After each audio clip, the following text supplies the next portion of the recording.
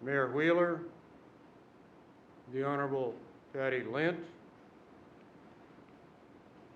Captain Zwolfer, Captain Logan, and Captain Beam, who are all here today. Well, first thing I'd like to say is, I had hoped that the audience would be full of previous crew members, but because of COVID, obviously it's not. But I think are watching this ceremony and hopefully enjoying it from the Horse and Cow in downtown Bremerton or elsewhere. Anybody can see that, the way it's streaming. So that's a great thing. But we do have one here besides me from the initial crew. It's Sonderman Greg Carroll sitting out there in the middle. He is representing all of those folks who went to sea initially on Bremerton. Now I'd like to recap a little bit of that story. It was a cold and dark early morning, late November 1980, when a black form silently slipped out of its moorings at the Electric Boat Shipyard and into the Thames River. 2 days later, she was back after her first taste of being under the sea. After she got back, Admiral Rickover, who happened to be aboard, and some of you may remember who Admiral Rickover was, he said, "I consider that Bremerton performed the required test more expertly than any other of the more than 120 nuclear-powered ships I have ridden on initial sea trials." Now, that 2 days is a very brief slice of time that most of us then could not imagine that we would be here 40 years later. I know 40 years is, it's 1/3 of the entire time that the United States Navy submarine force has been in existence, to put it in another perspective. Now, how was this possible? There were about, as we calculated, about 6 dedicated professional submariners who made it happen. All served on the Bremerton. If time recognized each one personally, but I'll single out one, though, who represents them. And that was the first chief of the boat, Master Chief Paul Gagnon. He kept the crew on track and focused during that long and trying construction period, marred by some incomplete welds. But once Bremerton got out and doing what submarine, as diving officer of the watch, could maintain depth within an inch or two of what was ordered. Now, Cobb, if you happen to be watching, I thank you. Of course, then there was the support from many others all along the line. Subbase, shipyards, all these people who helped make that time period possible. And of course, the wives, the families, loved ones who were a vital part of Bremerton's success. Now, as a warship, Bremerton seemed to have a way of doing things differently. After too long in the building yard, is if it wanted to escape the cold winters of the East Coast and head to a warm and sunny place. So she took the long route, bypassing the slow speeds of the Panama Canal. She bored a long hole in the Atlantic Ocean, crossing the equator into the Indian Ocean, and the first Liberty port of Perth, Australia. Can't beat that. Now, at other times, Well, one other time they tell me she rolled off the blocks in dry dock. Well, that's kind of, to me, it's kind of exciting. Normally you take rolls when you're at sea, but when you're in dry dock, you're not supposed to do that. Anyway, Bremerton shook it off, then headed out to sea and operated as she had done. And then, when dozens of 5-inch rounds from surface ships could not sink the hulk of the new Carissa off the Oregon coast, Bremerton answered the call and finished the job with a single torpedo. That brings to mind what I think a English admiral said many years ago. You don't sink ships by poking holes in their topsides, but by poking holes in their bottoms. This proved it. In addition to having a really cool official emblem, the coin version of which I'm told opens bottle caps, there's one for bad fish. I'm told that this originated from the wives group at some point. And of course, this virtual ceremony is Bremerton's way of doing it a little differently. It's not completely traditional, but through technology, more people, more shipmates across the country are able to participate. Now, those of us who have had the privilege of serving on any ship have but a brief period of time on it, be it 2 years, 3 years, 4 years. Some of the lucky ones may have more than one tour on it. But most of us continue to have an attachment and affection for the ship long after we depart. We sometimes wonder how she continues to do. Is she doing well or having some tough luck? Well, I think you know what the answer is here. In keeping with the traditions of the silent service, though, much of Bremerton's operational records are, of course, locked in vaults somewhere. But as individuals, though, we have memories of the good and sometimes not so good times we had aboard.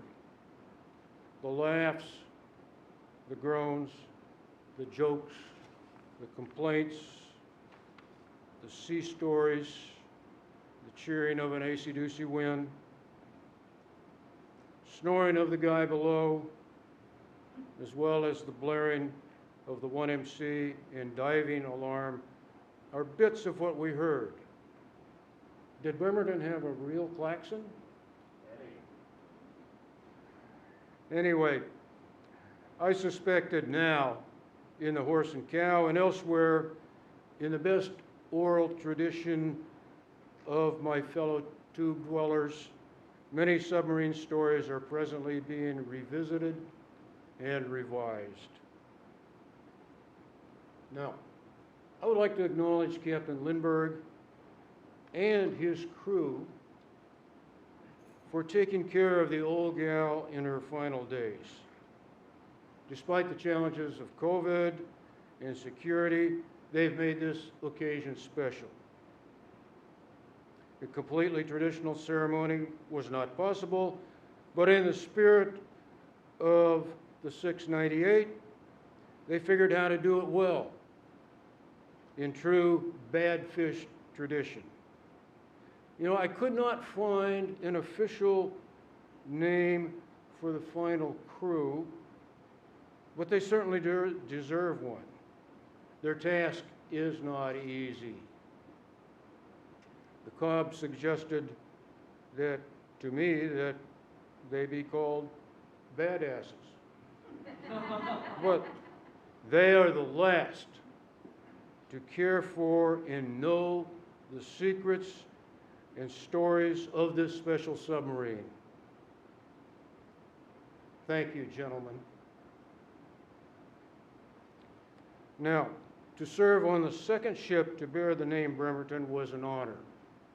In my opinion, the shipyard here in Bremerton is the best place, Navy or private, to have major work done on any ship. Most cities of which boats of this class were named do not have the connection and important relationship to the Navy as does the city of Bremerton. Mayor Wheeler, the Honorable Mayor Lent, I thank the people of this proud Navy town for their support and hospitality over the years. It has made a difference. May someday another ship bear the name of your fair city. Now, as we bid farewell to a ship that has kept us safe and protected our great nation for over 4 decades, crewed by the finest to wear dolphins, all of you at the Horse and Cow, or wherever you may be watching, I ask that you raise a glass to the old gal, the fastest, Lucky 698, American Classic, Bold Fish, Bad Fish, or simply the boat, as Bremerton departs on her final patrol. What I think she most liked to hear as final words is the command, make your depth 400 feet ahead flank. Captain Lindbergh, the con is yours.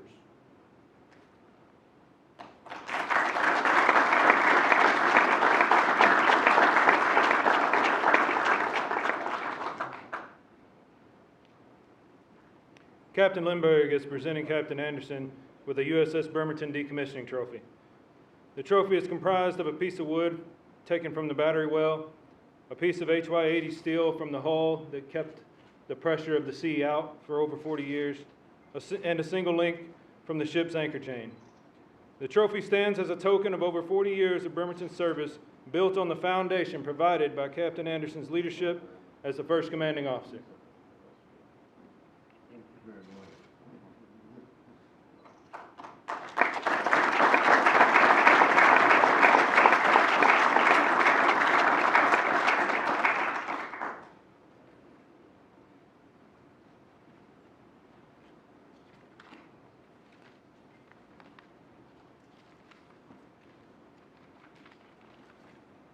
Shuffle the paper out, work up here. We had a technical issue, so readjusting here.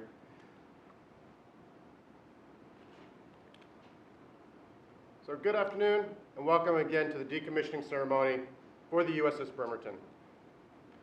This ceremony is a culmination of over 45 years of Bremerton has been actively part of the United States submarine force. From her keel laying on May 8, 1976, commissioning on March 28, 1981, to this decommissioning ceremony. It has been an eventful 45 years, and we do not have time at this moment to even scratch the surface of all the stories and memories of those that have served on her, the 1,600. We are here today, though, to honor all those stories and to bring them back, to come and learn over the last I've come to learn over the last few years as the CEO of Bremerton that the Bremerton bond is strong. Having talked with alumni organizers and meeting with some of the plank owners who have come here to wish her farewell, I know Bremerton is the American classic. And I'll tell you, some of the stories that I've been hearing down at the Horse and Cow are just incredible. It really is impressive what they have learned together and the bonds that all the prior shipmates have. It's just an incredible part of our submarine culture. As we all know, we are in unique times, and for this reason, the ceremony is being held with limited attendance, but it is being live streamed, as we said, so those alumni can watch from wherever they are, including a large contingent down in Bremerton. I would like to take this time to thank again our guest speaker, Captain Tom Anderson, the first commanding owner and plank owner, for representing all the previous officers who could not be here today. And Sonar Technician Submarine Senior Chief Gregory Carroll, who is here representing all the previous enlisted personnel, and the first chief of the boat, Master Chief Paul Gagnon, who passed away late last year.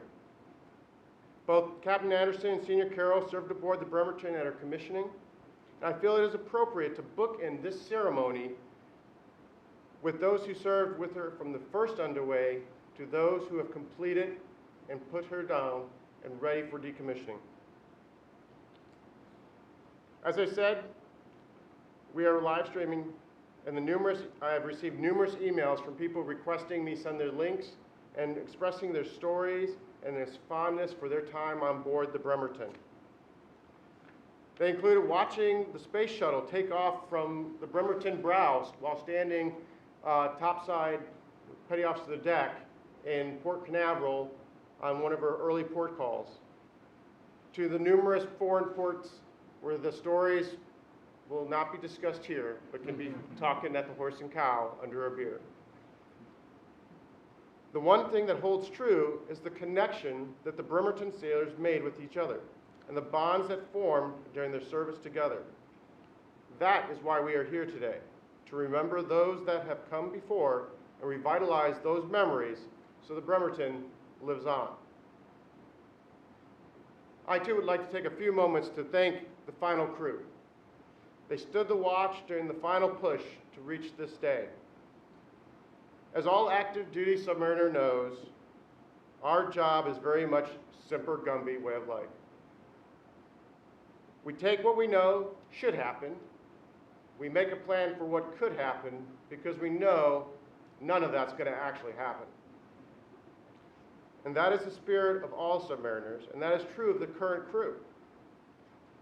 In your pamphlet in the middle, you'll find a list of all the submariners standing watch on Bremerton today. I'm not going to read each name, but I would like you to open it and read their name, for each one is a hero. They came to Bremerton knowing that they would be completing the decommissioning as the final crew, but were given a schedule that would change from week to week and sometimes day to day. Through it all, though, they have stood the watch. They have drained all the fluids, depressurized all the systems, secured all electrical power, and most importantly, and hardest probably, emptied all the lockers after 40 years. They have finished the job. Another group I would like to also personally thank today is the families. They are the unsung heroes, the bedrock, our foundation. They allow us, the sailors, to do what we do. As we gather amongst shipmates and retell the stories of adventures at seas, don't forget to listen to the family stories as well. I know some of the family stories will make what we had to do with at sea seem pale in comparison. We, the sailors, sometimes forget in our rush to head to sea the true impact our nomadic life can have on them. They are as much a part of the Bremerton story as the sailors. From PCS moves while the boat is on deployment to family emergency while the boat is in radio silence, they maintain our homes ready for when we return. Please join me in a round of applause for the spouses, children, parents, grandparents, and other family members who have supported the Bremerton sailors these last 45 years.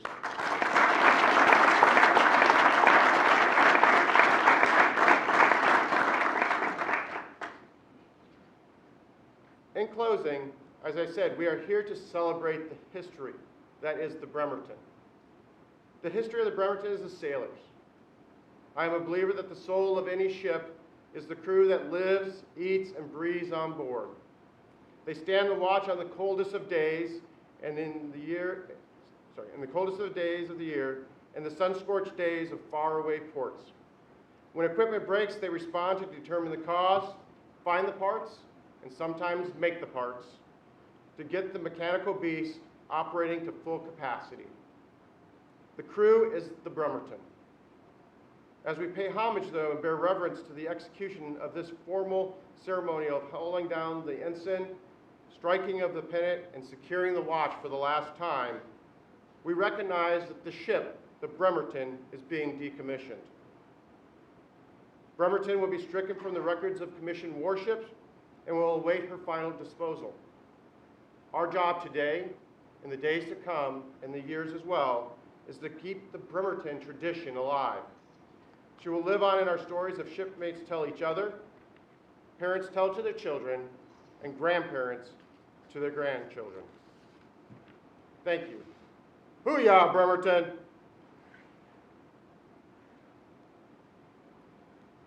The ceremony you are about to witness now witnesses the symbolism of tribute to the ship and its crew as it prepares for decommissioning, the time-honored end of the ship's life. At decommissioning, the ship's ensign is hauled down and the commissioning pennant is striked.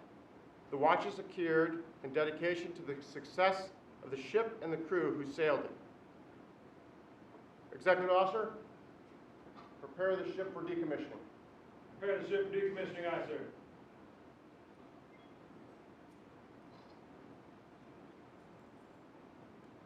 Chief of the boat,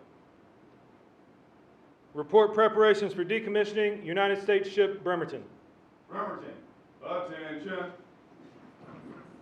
Report preparations of decommissioning USS Bremerton, aye, sir.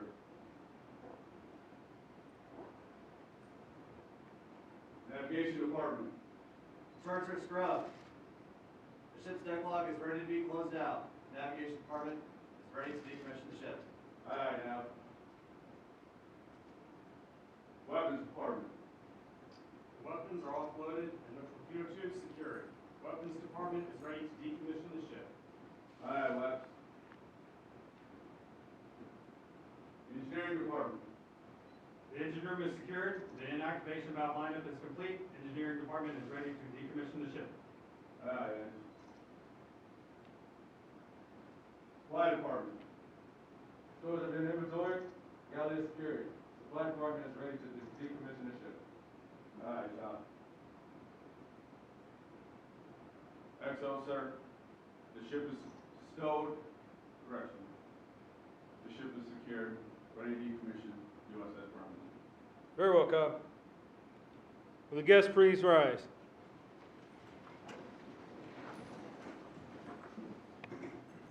Captain, the ship is ready to be decommissioned. Very well, XO. Connor, press mission to secure the watch. Very well. Secure the watch. Secure the watch, aye, sir. XO, hold down the ensign and the commissioning pennant. Haul down the ensign and the commissioning pennant. Aye, sir. Lower the ensign. Haul down the commissioning pennant. Lower the ensign. Haul down the commissioning pennant. Aye, sir.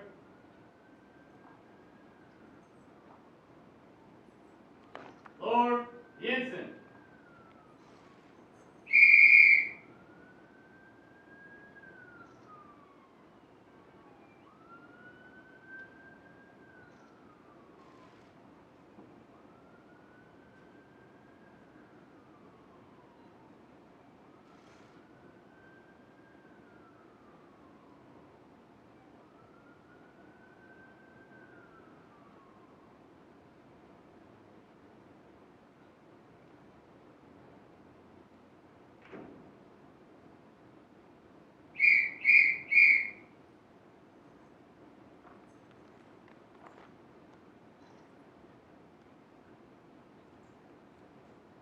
While the officer of the deck completes the final lowering of the ensign of warship Birmingham, I want to take a few minutes to describe the crew who has manned the ship through her final years.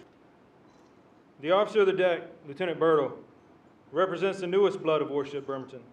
Having served on board for just 20 months, he quickly mastered every tactical, engineering, and navigation aspect of the ship to earn the captain's complete trust and confidence, to make decisions in port and at sea, to keep the ship safe during harm's way while executing the assigned mission. While Lieutenant Birtle represents the new, the duty chief, Chief Petty Officer Welsh, represents the backbone and experience that kept the ship in fighting trim during her service. Reporting in 2018 and serving on board for 3 years, Chief Petty Officer Welsh and his peers have taught new sailors to be ready to respond to any casualty, any contingency, while also ensuring the next generation of sailors is ready to carry the torch to their successors. As members of this final crew depart the ship, all with differing levels of experience, one thing ties them together. They all have earned the trust of the submarine force and all wear the submarine warfare insignia. As we commemorate Warship Bremerton's decommissioning, let us remember that these hardened and dedicated sailors are continuing on to new ships and new duty stations and will continue to be ready to answer the call to the defense of this nation.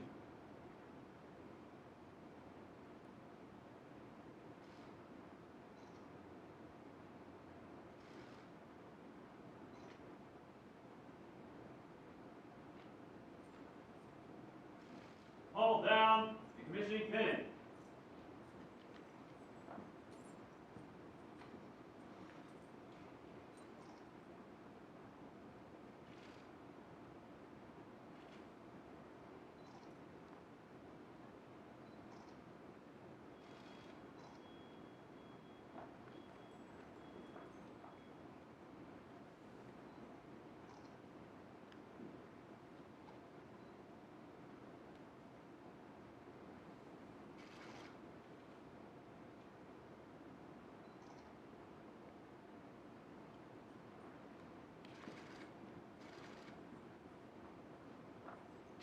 So, sir, the ensign has been lowered, and the commissioning pennant has been hauled down. Very well. Captain, sir, the ensign has been lowered and the commissioning pennant hauled down. Very well, XO, secure the watch. Secure the watch, aye, sir.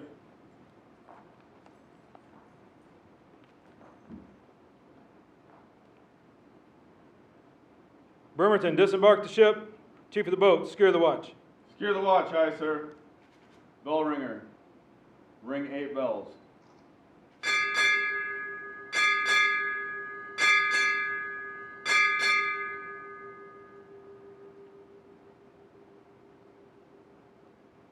Officer deck, present the captain with the commissioning pennant. Present the captain, the commissioning pennant. Aye, sir.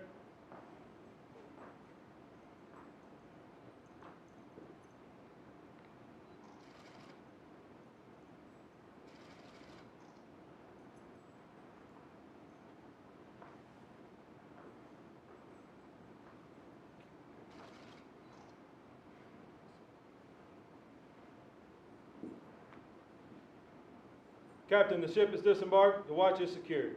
Very well, XO. Commodore, the watch is secured. Very well. Bremerton, attention to award.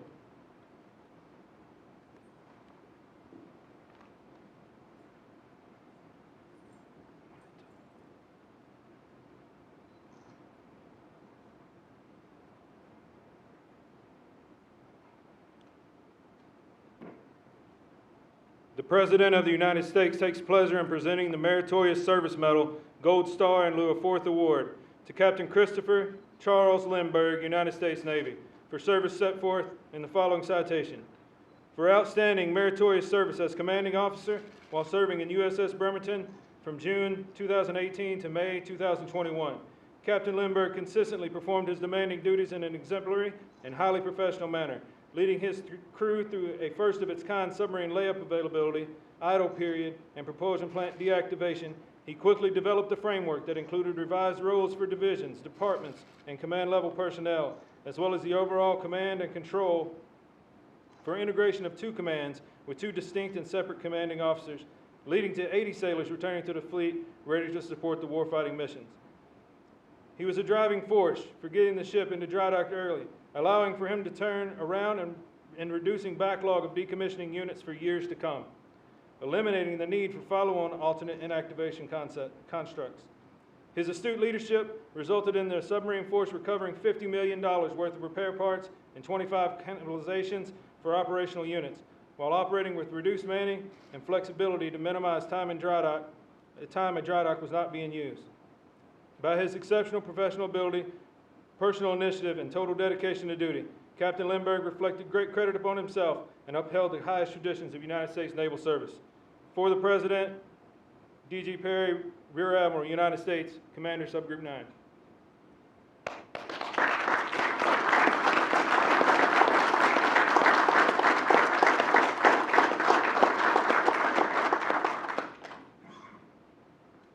Guests, please remain standing for the benediction and for the departure of the official party. Bozeman, post aside, boys.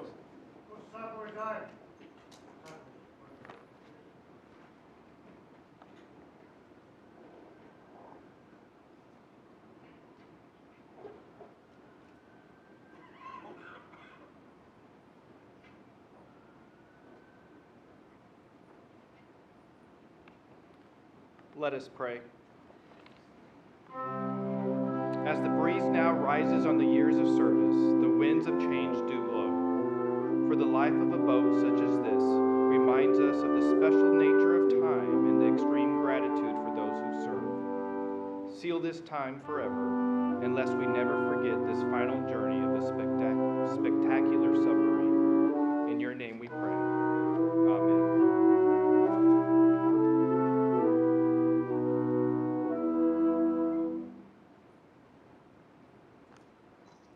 Subrun 19, departing.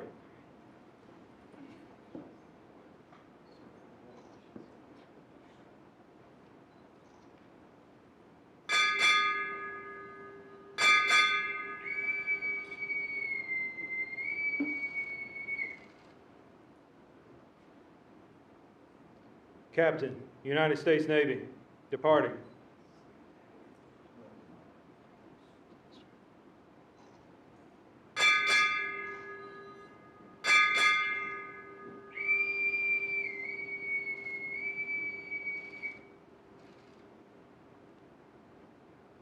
Ladies and gentlemen, this concludes the decommissioning ceremony.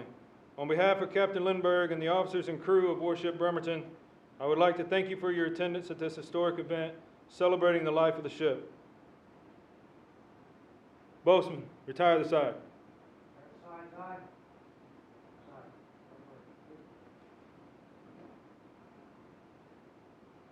Bremerton, dismissed.